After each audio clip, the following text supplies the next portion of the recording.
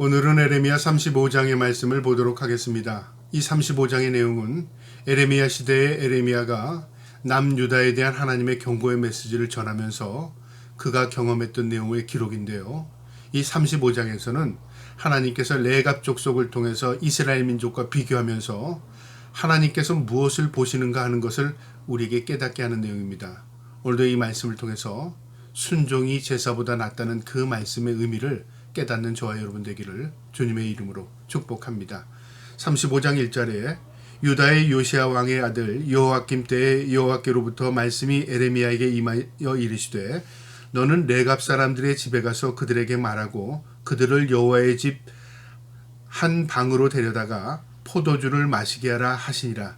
하나님께서 에레미야에게 말씀이 임하셨는데 레갑 족속들을 데리고 하나님의 방, 그러니까 성전에 들어가서 그들에게 포도주를 마시게 하라는 겁니다. 이것은 무엇을 의미하냐면요, 그들 한번 테스트해봐라 그 말입니다. 그래서 에레미야가 이 레갑 사람들을 찾아가서 그들을 데리고 4절에 여호와의 집에 이르러 악다리아의 아들 하나님의 사람 하나네의 아들의 방에 들어갔는데 그 방은 고관들의 방 곁이요 문을 지키는 살롬의 아들 마세야의 방 위더라. 내가 레갑 사람들의 후손들 앞에 포도주가 가득한 종지와 술잔을 놓고 마시게 권하매, 이제 하나님의 말씀대로 이 레갑 족속들을 불러다가 방에 모아두고요, 그들에게 포도주를 권한 겁니다. 그들이 먹나 안 먹나 한번 시험해봐라 그 말이죠. 6절에 그들이 이르되 우리는 포도주를 마시지 아니하겠노라. 레갑의 아들 우리 선조 요나답이 우리에게 명령하여 이르기를 너희와 너희 자손은 영원히 포도주를 마시지 말며, 우리 조상 때부터 포도주를 마시지 않았습니다. 우리 조상 가운데 이 선조 요나답이 그 명령을 우리에게 내렸습니다. 그래서 우린 전통이 됐습니다 그 말이죠. 술을 마시지 않는다 그 말이죠. 이것은 금주의 의미가 아니라요, 그들에게 있어서는 이 술을 통해서 방탕한 생활을 하지 말도록 전통적으로 그 조상들의 명령을 따르는 그런 풍습을 가지고 있었습니다. 이건 하나님의 말씀이 아니라 그들 나름대로 신앙을 지키는 하나의 사상이 된 거죠. 그래서 우리는 포도주 마시지 않습니다.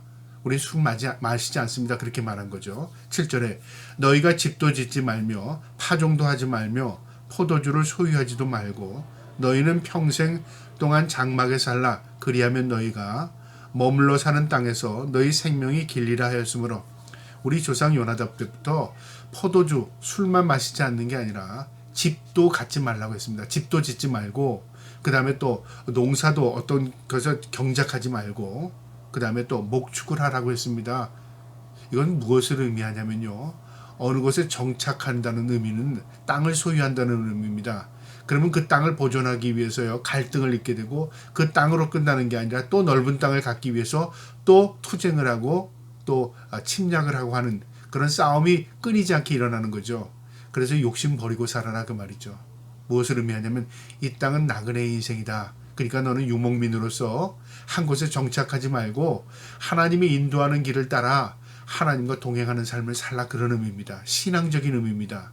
이 레갑 족속들이 그 전통을 지켰답니다. 8절에요. 우리가 레갑의 아들 우리 조상 요나답이 우리에게 명령한 모든 말을 순종하여 우리와 우리 아내와 자녀와 평생 동안 포도주를 마시지 아니하며 살 집도 짓지 아니하며 포도원이나 밭이나 종자도 가지지 아니하고 장막에 살면서 우리 선조 요나답이 우리에게 명령한 대로 다 지켜 행하였노라.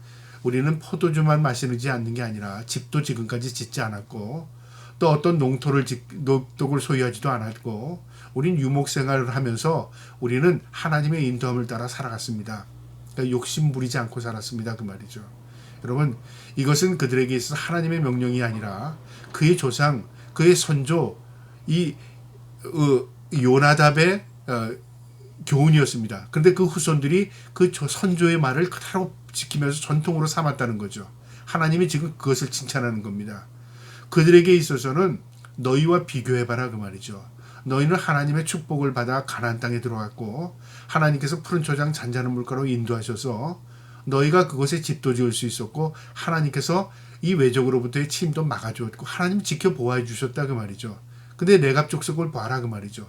그들은 유리 방황하면서도 그의 조상들의 말을 끝까지 지키며 살았다 그 말이죠. 자, 그러면 비교해보면 어떠냐. 내 하나님의 말씀을 너희는 들었음에도 너는 하나님의 말씀을 어기고 살았다. 거부하고 살았다. 그들은 하나님의 말씀이 아니라 조상의 말도 그들은 전통으로 지키며 살았다. 비교해봐라. 누가 그들을 칭찬하겠느냐 그 말이죠. 하나님이 지금 그것을 비교하는 겁니다. 11절에요. 그러나 바벨론의 느부갓네살 왕이 이 땅에 올라왔을 때에 우리가 말하기를 갈대아인의 군대와 수리아인의 군대를 피하여 예루살렘으로 가자 하고 우리가 예루살렘으로 살았노라. 예루살렘에서 그들 하나님이 지켜주셨습니다. 자, 근데 12절에 그때에 여호와의 말씀이 에레미야에게 임하여 이르시되 만군의 여호와 이스라엘의 하나님께서 이같이 말씀하시니라. 너는 가서 유다 사람들과 예루살렘 주민에게 이르기를 너희가 내 말을 들으며 교훈을 받지 아니하겠느냐 여호와의 말씀이니라. 자, 레갑 사람들과 비교해봐라 그 말이죠. 그들은 조상의 그 선조의 말을 그 전통으로 지키며 하나도 어기지 않고 살았는데 너희는 선지자들에게 주신 하나님의 말씀도 너희는 지키지 않고 살았다. 자, 비교해봐라 그 말이죠. 14절에 레갑의 아들 요나답이 그의 자손에게 포도주를 마시지 말라 한 그 명령을 실행하도다. 그들은 그 선조의 명령을 순종하여 오늘까지 마시지 아니하거늘 내가 너희에게 말하고 끊임없이 말하여도 너희는 내게 순종하지 아니하였도다. 그들은 선조의 말을 명령으로 지키는 것처럼 철통같이 지켰지만 너희는 내 말, 하나님의 말씀도 너희는 거부하고 순종하지 않았다는 거죠. 하나님의 마음이 지금 그거라 그 말이죠. 얼마나 마음이 아프시겠습니까? 15절에요. 내가 내 종 모든 선지자를 너희에게 보내고 끊임없이 보내며 이르기를 너희는 이제 각기 악한 길에서 돌이켜 행위를 고치고 다른 신을 따라 그를 섬기지 말라. 그리하면 너희는 내가 너희와 너희 선조에게 준 이 땅에서 살리라 하여도 너희가 귀를 기울이지 아니하며 내게 순종하지도 아니하였느니라. 하나님께서 이 땅을 축복하시고 너희와 함께 하시겠다고 약속을 했건만 너희는 하나님의 말씀도 저버리고 불순종했다 그 말이죠. 이 재앙이 그것 때문에 그 이유가 바로 너희에게 있다 그 말입니다. 17절에요. 그러므로 만군의 여호와 이스라엘의 하나님께서 이같이 말씀하시니라. 보라, 내가 유다와 예루살렘의 모든 주민에게 내가 그들에게 대하여 선포한 모든 재앙을 내리리니 이는 내가 그들에게 말하기도 듣지 아니하며 불러도 대답하지 아니하였느니라 하셨다라. 하나님께서 이 이스라엘 민족에게 재앙을 내리는 이유를 설명한 이후에 너희는 내가 불러도 듣지 않았고 내가 말하여도 너희가 받아들이지 않았다 그 말이죠. 너희와 나와의 관계가 아무것도 없다 그 말이죠. 순종하는 것도 아니고 말씀을 지키며 사는 것도 아니고 이방인들도 이 레갑 족속도 그들의 조상의 말을 철도같이 지키는데 너희는 하나님의 백성임에도 불구하고 하나님의 명령을 지키지 않았다 그 말이죠. 이 레갑 족속은요 미디안 족속입니다. 갓 족속이라고도 말하는데요. 광야에 살던 이 미디안 족속이 이스라엘 민족이 하나님의 땅, 하나님이 인도하시는 가나안 땅에 들어올 때 같이 따라 들어온 민족입니다. 그래서 이 미디안 족속이 가나안 땅에 살면서요 하나님을 영접하게 되고 또 그들이 믿음으로 살게 됩니다. 그러니까 이방인임에도 불구하고 하나님의 기뻐하는 삶을 살았습니다. 그러나 이스라엘 민족은 하나님의 백성임에도 불구하고 불순종하며 살았습니다. 하나님 얼마나 마음이 아프시겠습니까?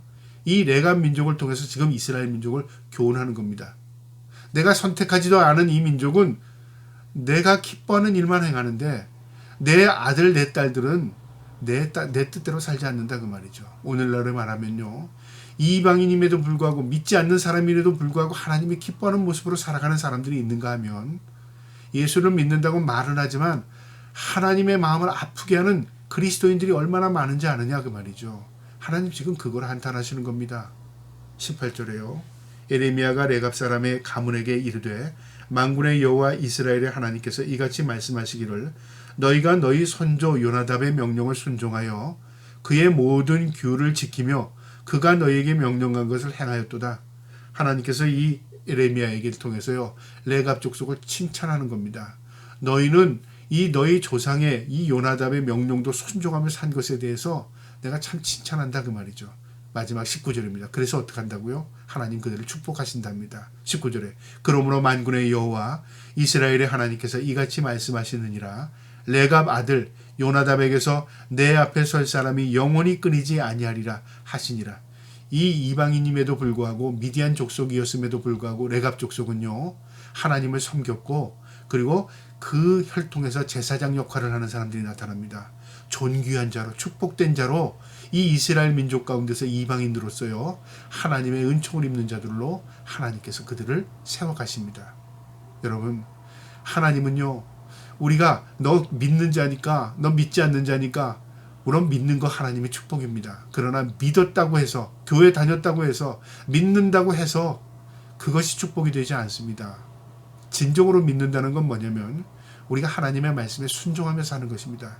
진정으로 내가 믿는다는 것은 하나님의 뜻을 따라 사는 것입니다. 여러분 오늘 이 말씀을 통해서 교훈 삼기 바랍니다. 미디안 족속이었던 레갑 족속 하나님의 말씀이 아닌 조상의 말이었지만 그들이 순종하고 순례자의 삶을 산 것처럼 그들이 하나님 보시기 기쁨이 됐습니다. 그러나 이스라엘 민족은 하나님의 택함 받은 백성임에도 불구하고요 불순종하고 하나님을 거역하고 하나님이 미워하는 일만 행했습니다. 결국 하나님의 마음을 아프게 한 게 누구냐면 이방인이 아니라 하나님의 백성들이었다 그 말이죠. 오늘날도 마찬가지입니다. 믿지 않는 사람이 하나님의 마음을 아프게 하는 게 아니라 믿는다고 하는 사람들이 하나님의 마음을 아프게 하지 않는지 우리 자신을 다시금 되새겨보면서 이 말씀의 의미를 깨닫고 우리도 레갑 사람들이 그의 전통이었지만 신실하게 지켜나간 것처럼 우리도 하나님의 자녀로서 하나님의 말씀에 순종하며 살아갈 수 있기를 주님의 이름으로 축복합니다. 아멘.